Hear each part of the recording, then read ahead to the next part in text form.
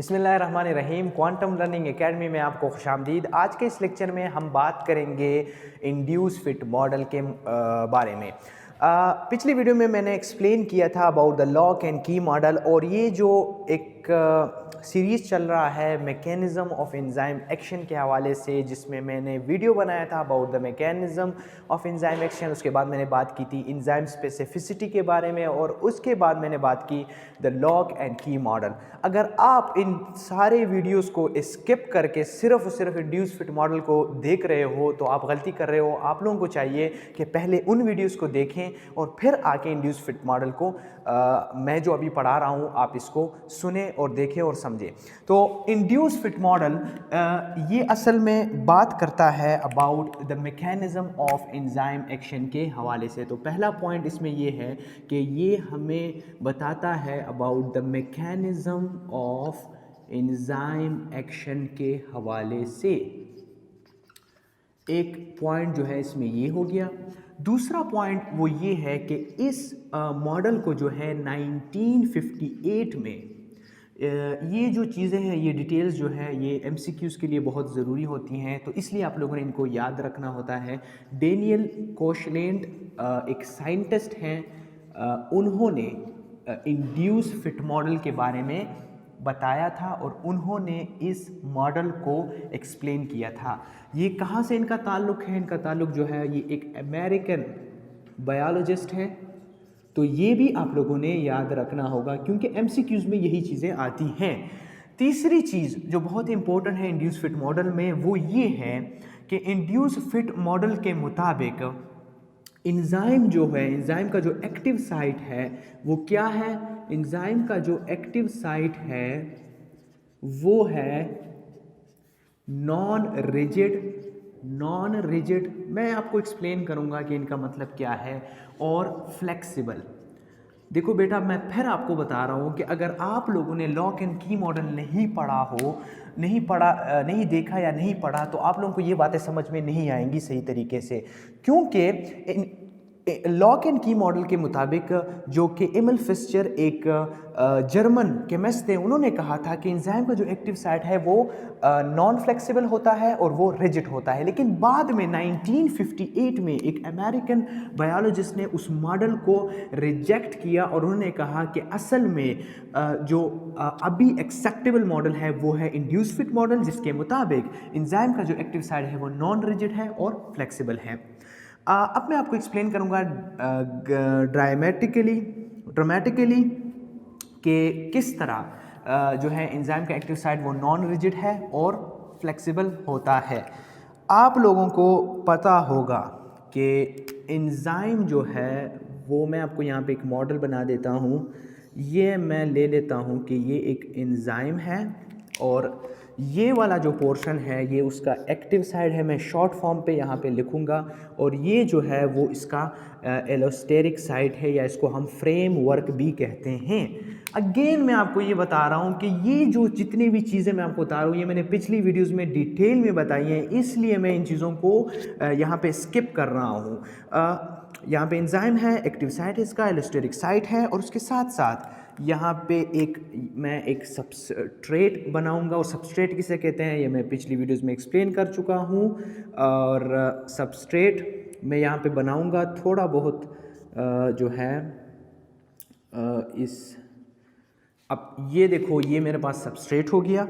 अब इस मॉडल के मुताबिक, चूँकि आपको पता है कि मैकेनिज़्म ऑफ एंजाइम एक्शन में एक चीज़ जो बहुत इंपॉर्टेंट है वो है एक इंटरमीडिएट रिएक्शन होता है जिसमें एंजाइम सबस्ट्रेट कॉम्प्लेक्स बनता है यहाँ पे। और ये जो है मैं यहाँ पे ये चीज़ बना देता हूँ। यहाँ पे एक चीज़ बहुत काबिल गौर है, वो मैं आपको आखिर में एक्सप्लेन करूँगा कि वो क्या चीज़ है। अब आखिर में जो है आपको पता है कि एंजाइम सबस्ट्रेट कॉम्प्लेक्स के बाद क्या बनता है, एक प्रोडक्ट बनता है, और मैं इसको इसी तरह डिनोट कर देता हूँ। आपकी मर्ज़ी, आप जिस तरह इसको डिनोट करते हो।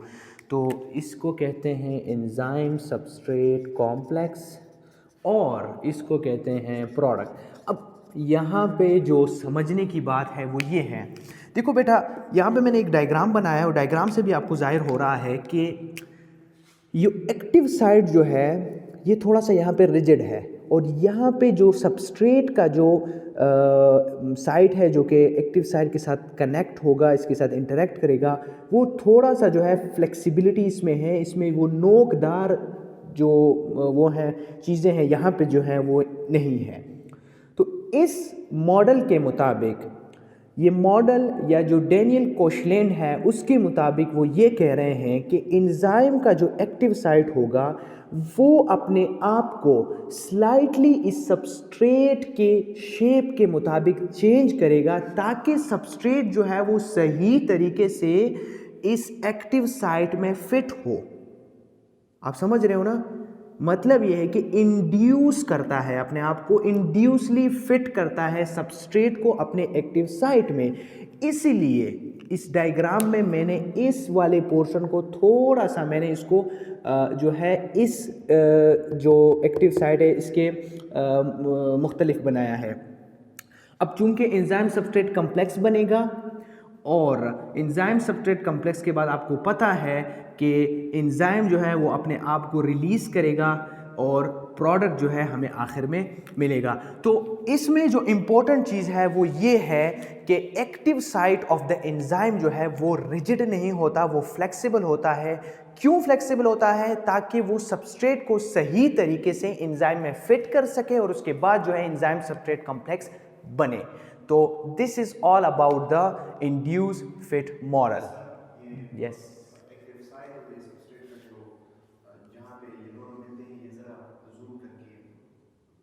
अच्छा अच्छा अच्छा अच्छा। अब ये पूछ रहे हैं ना कि ये जो इंटरेक्शन हो रही है एंजाइम सबस्ट्रेट कॉम्प्लेक्स की, जो इंड्यूस फिट मैंने आपको बताया, ये कह रहे हैं कि थोड़ा सा इसको और एक्सप्लेन करें। तो बेटा बात इस तरह है ना कि ये देखो मैं यहाँ पे इसको बना देता हूँ, मैं सिर्फ यहाँ पे इससे एक्टिव साइट उठाऊंगा, सही है ना? तो ये मेरे पास एक्टिव साइट है, ये आप देख सकते हो, ये एक्टिव साइट है, सही है। और ये जो है ये सबस्ट्रेट का वो साइट है, ये नीचे वाला पोर्शन में बनाऊंगा जो कि इसमें फिट होने वाला है ताकि हमारे पास एंजाइम सबस्ट्रेट कॉम्प्लेक्स बने। तो ये इस तरह कुछ शेप है। तो बेटा आप देख सकते हो कि इस वाले शेप और इस वाले शेप में आसमान ज़मीन का फ़र्क है, ये इसमें डायरेक्ट फिट नहीं हो सकता। तो इसलिए इस मॉडल के मुताबिक ये जब इसमें फिट होने के लिए आएगा, इसको इंटरेक्ट करेगा, तो एंजाइम जो है वो इस सबस्ट्रेट के मुताबिक अपने आप को थोड़ा सा इसमें चेंजेस लाएगा ताकि ये सबस्ट्रेट जो है वो इसमें फिट हो सके और हमारे पास एंजाइम सबस्ट्रेट कॉम्प्लेक्स बन सके। So this is about the induced fit model. इंशाल्लाह अगली वीडियो में हम बात करेंगे about the factors affecting the enzyme action. That's it. Thanks for watching.